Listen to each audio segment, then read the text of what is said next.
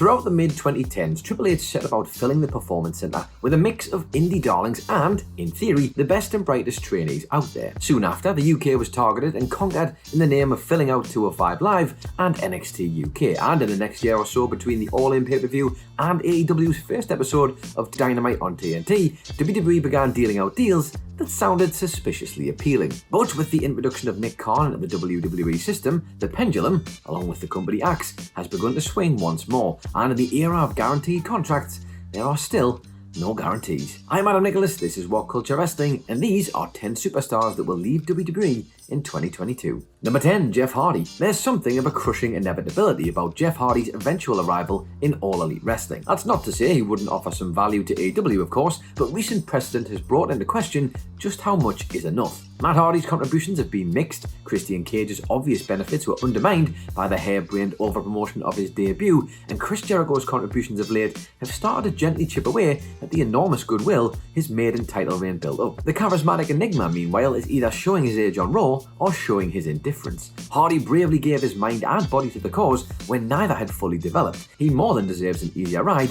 as an elder statesman. There may come a point where Vince McMahon disagrees, and Hardy certainly has siblings and powerful friends that will welcome him onto the other channel as a result. Number 9, Naomi. Ultimately, the life of a WWE regular has never been more about how content you are to be just that, a regular. Naomi is a performer who has deserved a great deal more acknowledgement of her skills from the company since surprisingly bursting out of a stacked SmackDown division in 2017, but has found herself constantly stalled since her second women's title reign came to an end that year. Matches so good they have been undeniable, entrances so dazzling they were draws, and pops so loud that they went viral didn't convince management that Naomi was worthy of greater attention. And all this while an American alternative exists that needs her as much as she needs it. Now the cliched trifecta of health, wealth and happiness comes into play here, of course. She may believably have all three of these as a long-tenured WWE star, but if even one of those is up for debate, she has a better right than most to ask why. Number 8, Slapjack. On the second ever episode of AEW Dynamite, Chris Jericho famously referred to Jack Swagger's "We the People" catchphrase as a stupid idea from bad creative. And on that note, let's talk about Slapjack. As a member of TM61 and NXT, the former Shane Thorne was valuable in disguising that the golden era of the show's doubles division had very quietly passed. Alongside partner Nick Miller, Thorne lit up television and the odd takeover thanks to some daredevil antics and matches that would probably now scan as underrated. As a member of Retribution in WWE, the former Shane Thorne was presented with one of the worst ring names in company history and a mask that looked like a paper plate. Then he was beaten repeatedly in an angle that went from one disaster to another. Alongside partners T-Bar and Mace, Thorne played NWO B-Teamer for a group who didn't even have the A equivalent. Retribution were a laughable act, but even back then, the scoffs had to be caveated with a word of caution. This was bad booking on a career-killing scale, but the wrong people were set to suffer. As of recording, he's wrestled just 3 times since the group formally disbanded, and one of those was a dark match defeat in an empty building. The future, unlike the Thunderdome, does not look too bright. Number 7, Ricochet. Now, at what point do you think WWE will realise they've made Ricochet's astonishing appeal redundant in record time? And could the same be applied to the man himself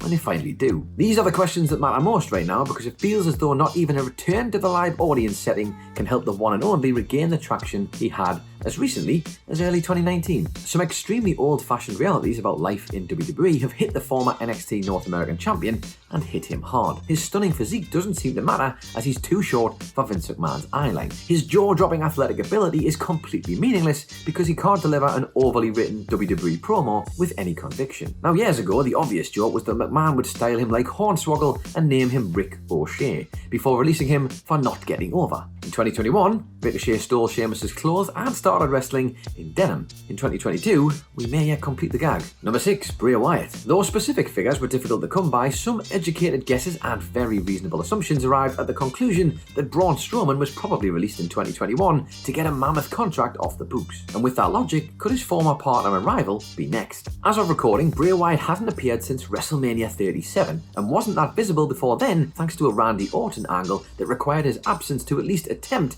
to sell the severity of being set on fire. Now, as The Fiend, Wyatt has allegedly become a commercial boon for WWE, which only makes one wonder how much better both sides could have done if the gimmick had been booked remotely well outside of his debut and the amazing WrestleMania 36 experiment with John Cena. And yet another attempt to salvage a broken gimmick seems only to have transferred the persona. Alexa Bliss has gone from stand-in to weekly regular with a variation on the act, rendering yet another version of the Eater of Worlds a little redundant. The question is, will WWE agree the next time they swing that axe? Number 5. Reginald. Reginald had a novelty value that was almost entirely exploited by the end of his intergender match with Sasha Banks. Their SmackDown singles match was something unique to promote and ended up a reasonable time in its execution, not least because the boss is a general and Reginald's circus-inspired movements were precisely as pleasing as you'd expect. But come on, let's be real here. He's a manager with flips in an era that disavows the former trait and just doesn't really value the latter. And if they don't pull the plug, who's to say he won't? He's gone along with some utter nonsense in storylines as a sidekick to Nia Jax and Shayna Baszler for much of 2021,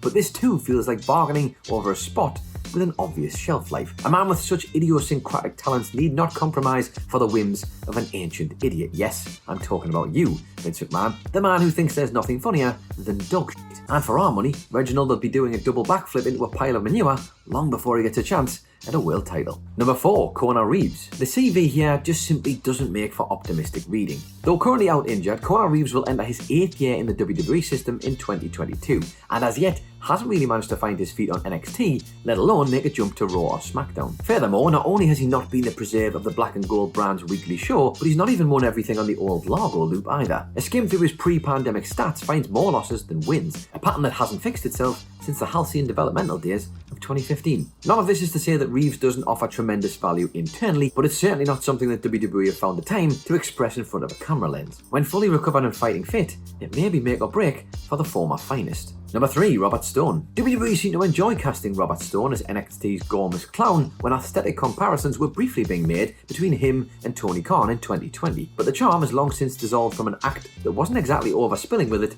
in the first place. Stone occupies a difficult space on the Black and Gold brand as neither effective leader nor efficient follower. The Robert Stone brand is a jobber act, and yes, shows need losers to help people become winners, but the story is almost impossible to tell when it becomes transparent how better a wrestler's career will go when they leave his side. Truthfully, the character is superfluous and WWE have let folk go for much, much less. Or in the case of the recent departures of Ever-Rise and the Iconics, acts who had done a far better job of maximising their comedic minutes. But having said that, all hope shouldn't be lost here because the former Robbie E would fit nicely on Impact, playing a character that combines the best elements from both roles. Number 2. Drew Gulak. Drew Gulak is a man who will try anything to get over within a system so utterly disinterested in him getting over. Gulak's gone from a comedy purveyor of PowerPoint to grizzled hardcase and back again during his years with the organisation, but it's been such a fundamentally fruitless pursuit that it's gotten far too easy to forget the super worker underneath the supposed superstar. What's worse still is that this is supposedly what WWE wants from its key players. Gulak had a capital B banger with Daniel Bryan just weeks before the pandemic